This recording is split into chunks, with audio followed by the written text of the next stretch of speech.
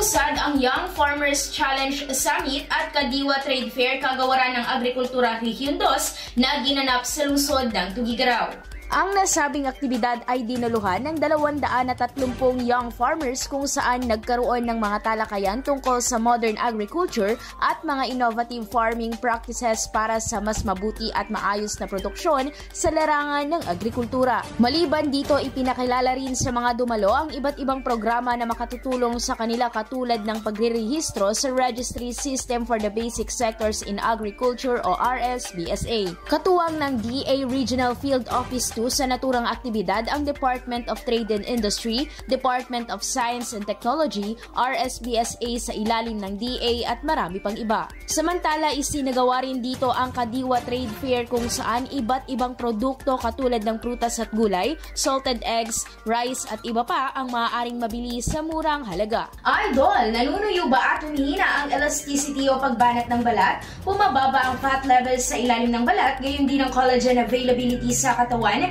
Kaya naman 50 pa lang mukha ay kulubot na. Para mapigilan ang mabilis na pagdanda, mag-DTX 500 na. Pinaparami ang cell regulators gaya ng retinols, peptides at growth factors para sa collagen metabolism and productions. Sa DTX 500, hindi lang balat mo ang magiging makinis kundi ang selula ng iyong buong katawan. Para maging healthy, mag-DTX 500 palagi. Para sa IFM News, ako si Idol Zaira Kuntapay, Idol!